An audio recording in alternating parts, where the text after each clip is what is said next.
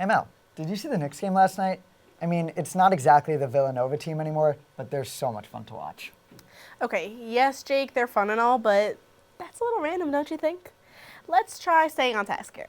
Well, what's more on task than the Knicks? It's basketball, isn't it? Maybe try a little closer to home. I don't know, maybe Mepham? Fine, maybe you're right. But I think before we say too much, welcome to Season 8, Episode 4 of Sports Talk. The show that takes a deeper dive into all things Mepham sports. And today we have arguably our most exciting episode of the year. That's right, Mel. BMB has covered all the action and a whole list of historic moments occurring on each end of the court. So, to not keep you waiting any longer, I'm Melanie Arcos. and I'm Jake Mano, and let's jump right inside and highlight the boys' basketball team, filled with senior talent. The Pirates have shown nothing but heart so far, and although the boys are still in search of their first win, there's so much to take away from their first 2 months of action. Well, I think there's a lot to say, but I think the first thing is let's pick out 3 games here. These were within 5 points of each other, the Wantagh games, the Division game, and the Island Trees game.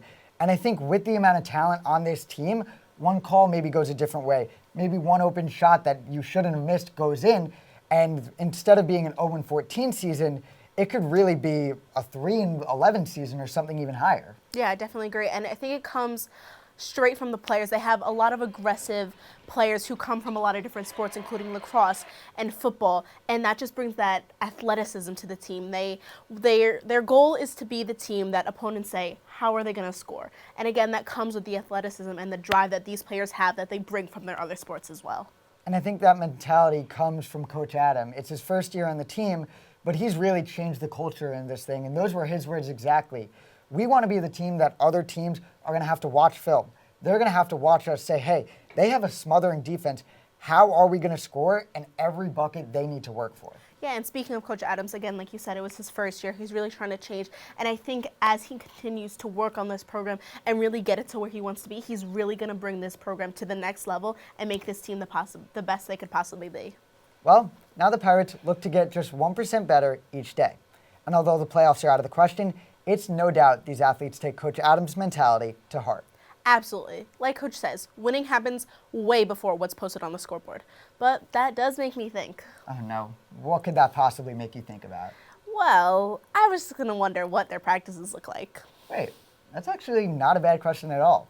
And in fact, I think I know a way we can find out the answer. Well, how's that, Jake? Well, we sent down a bunch of B&B cameras to capture each play, on-court communication, and candid moments. Here's this month's installment of Mic'd Up.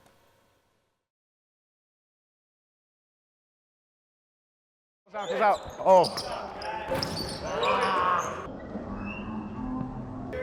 I kind of sold you. Everybody understand that? Let's coach.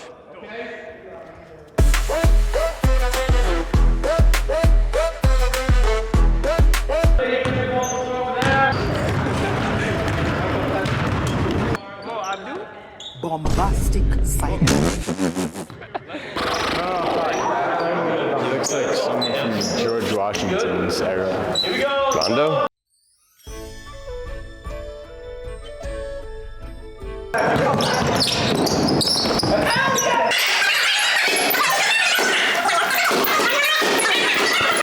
Shot. Shot. No. No, it's fine. I would have taken him. I don't care. That's a good play. Shot. Oh. Whoa.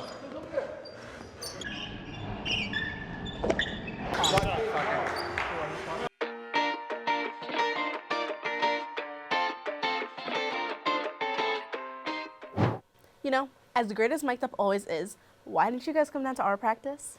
Well, sorry, Mel. I would have loved to make you guys up for the girls' practice, but unfortunately, we have to move on to something else. We have way more planned. Really? Wait, what do we have next? Seriously? How could you forget? For this month, we have something a little bit different planned. Well, what's so different?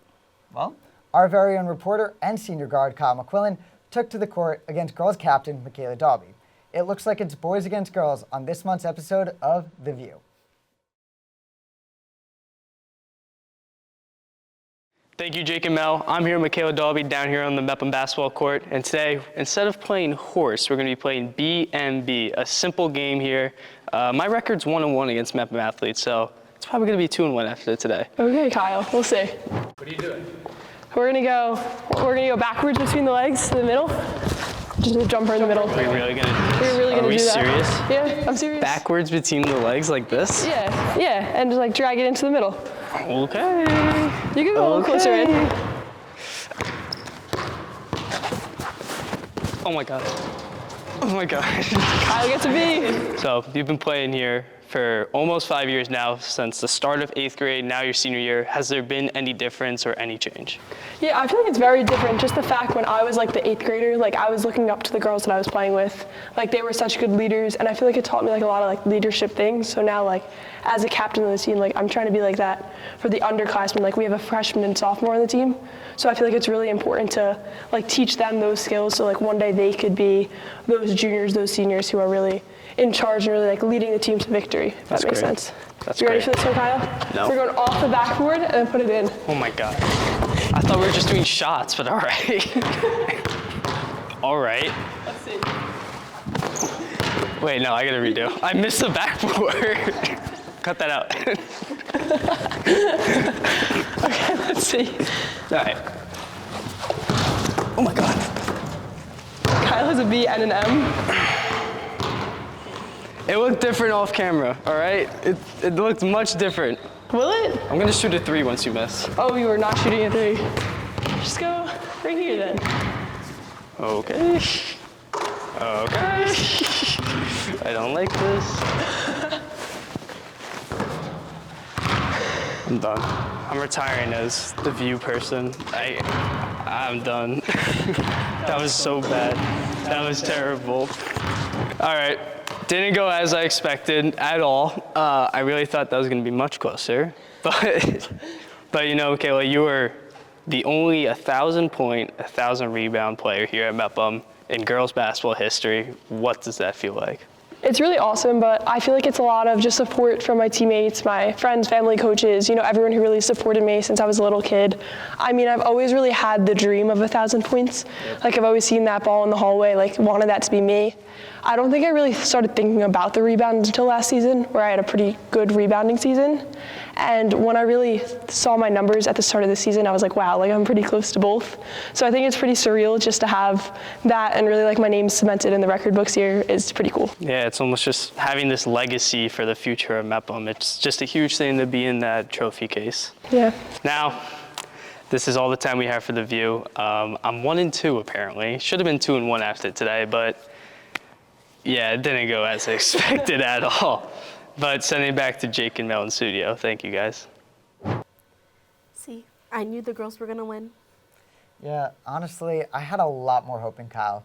But what was that he said towards the end? About the 1,000? Yeah, I never really heard anything about that. Jake, it was all over local news, but fine, let me tell you. About 3 weeks to date, Dalby made headlines, being the first in Pirates history to surpass 1,000 career rebounds. I couldn't think of anyone more deserving. The 5-year varsity forward had put in so much work day in and day out. I'm not done. Just a few weeks later, they continued her record-breaking performance, becoming the third in program history to reach 1,000th point, and to be the first to reach both of those achievements. What an incredible feat for her, and I'm sure she looks forward to having her name in the trophy case. Well, don't you want to see how the whole game went down? In fact, BMB's Matt Nadoff has all the celebrations, baskets, and recap of the whole game.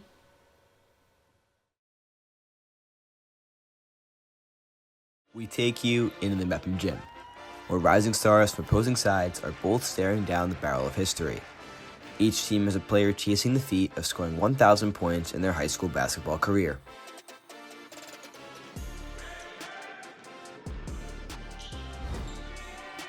It didn't take long for the Pirates' 5-year forward Michaela Dalby to reach her milestone. With that basket, Dalby surpasses the 1,000 goal that every young athlete sets for themselves. Not only does she become just the third in Mepham history to reach such a milestone, but stands alone as the first to do it in points and rebounds. However, the celebrations would fail to distract the Gladiators, as their superstars Downing and Orban would rain down from beyond the arc to keep the game close. The one-way momentum seemed to disappear as both teams continued to score the ball and were tied 25-25 3 minutes into the second quarter. But it wouldn't stay that way for long. Mepham continued to respond back with their own attacks. It was senior Sophia Beck who would fill up the stat sheet. She helped her team pull away as the Pirates go back into the tunnel up by 7.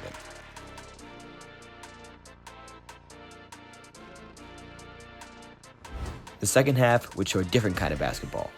Both teams came back with a fire lit inside each of them. Physicality and effort would be all the difference in the second half. Fouls were taken left and right, and several three-point plays were finished off by the senior captains. Although the Gladiators tried to make a push, the Pirates' star power was too much for New Hyde Park as Mepham continued to increase their lead. As the buzzer sounds, the home team escaped with a score of 68-54. Dalby and the rest of the Pirates capped off this historic milestone with a win, advancing their record to 8-3 as we get closer to playoffs. For BMB, I'm Matt Nadoff. A huge congratulations goes out to Michaela and the rest of the Dalby family. But what about you guys? It seems like your senior season is off to a great success. Well, who says we're done yet? We're 10-4 going to the last few games, and trust me, we're looking to make our name or for ourselves in the playoffs. And I'm sure you will. It's the last ride for a lot of the Lady Pirates who have been playing together since freshman year and even earlier. But Mel, looking forward, what do you think you have to do to continue the win streak? I think we definitely have to continue to work as a team, and especially and keep that tightness and quickness on our defense, saying that we have a lot of players coming from other sports, that basketball is not their main sport, that they're coming from lacrosse or soccer or volleyball, that they all come together to be on this team together to just make us that much more better. I mean, definitely. And you said it that this is not a lot of their main sports. So I think having the athletic ability, but also the athletic IQ. So I think having to look for open shots. You girls know what a good play is. You know what a good play is supposed to look like. So I think getting the quality looks is one thing. And then I think capitalizing and making those open shots when you have them is a whole nother thing. And I think you guys are fantastic at that. Yeah, it definitely comes with the athletic because, again, it's not a lot of our first sport. So the IQ can sometimes be there or sometimes can't. So just the drive and the determination of getting that basket, getting that drive, getting that cut to make it to the post, it really helps a lot on the scoreboard. I mean, definitely. And I think with that, the last thing you have to do to get those open looks is just play as aggressive as possible. I mean, when some of your girls just put their head down, drive towards the basket, and get the look that they're looking for, I really think you guys are unstoppable. Yeah, like Michaela Dalby, Sophia Beck, Grace Skolvik, all those girls going down, putting their head down and driving to the basket, even possibly getting a foul. It just helps us so much because it's just that small difference of a game can mean the entire thing. Well, in a season as eventful as this, I can't even imagine the roller coaster of emotions that this team went through. Well, you can definitely say that again. So why not show you some of the highest of points? Here is the BMB's Play of the Month, where we show you the best plays that our cameras were able to capture.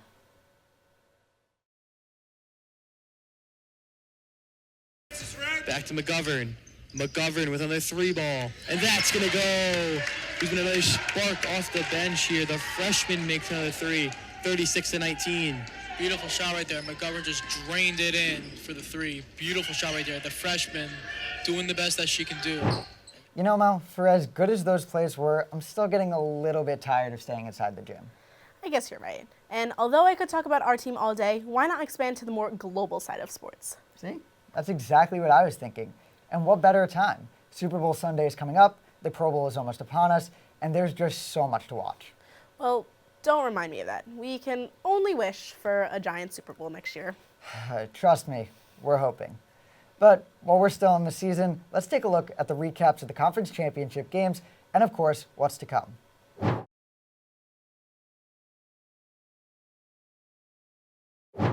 Let's start off in the NFC, where it was the old against the new.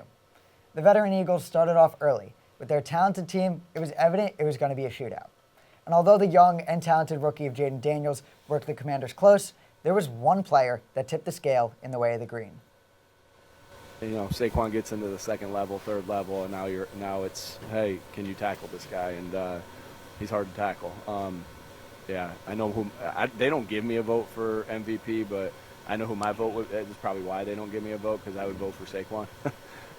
But special performance, special player. Special job by the entire group to make that play go to start things off, and that was a good tone setter. In the later slate, it was a rematch of an all-time rivalry. Two of the faces of the league would face off and again come down to the last drive. It would take all 11 players on each side of the ball, including a handful of rookies for the Chiefs, but they would punch their ticket and are set to face off against Philadelphia in Super Bowl 59. The excitement of winning an AFC title to getting ready these next 2 weeks? Oh, we get right back to work. Like I said, we got bigger goals, and we got a hell of a football team over there in the NFC that's playing just as good as anybody that we've seen. So, and we know they're going to have a sour taste in their mouth from the last time we played them in the Super Bowl. And you know, that being said, man, we got to go to work. We got to go to work and make sure we're ready to handle them. Well, the stage is set. On one end, the Kansas City Chiefs, the reigning back-to-back champions who are looking for the first three-peat in NFL history.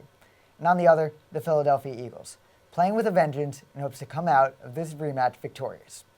Only time will tell, but one thing's for certain. In 2 weeks, one of these powerhouses will be crowned NFL champions. Well, it looks like we're just going to have to wait until everyone's favorite holiday. Super Bowl Sunday? Duh, what else would it be? I don't even think we have enough time for me to explain that. So yeah, my favorite holiday too. Finally, you get it. But unfortunately, that's all we have for you here today. Thank you for tuning into this month's episode of Sports Talk. Be on the lookout for way more to come as we intend to take a deeper dive into almost each and every Mepham Pirates sports season throughout the year. For BMB, until then, I'm Melanie Arcos. And I'm Jake Mano. Have an amazing night, everyone.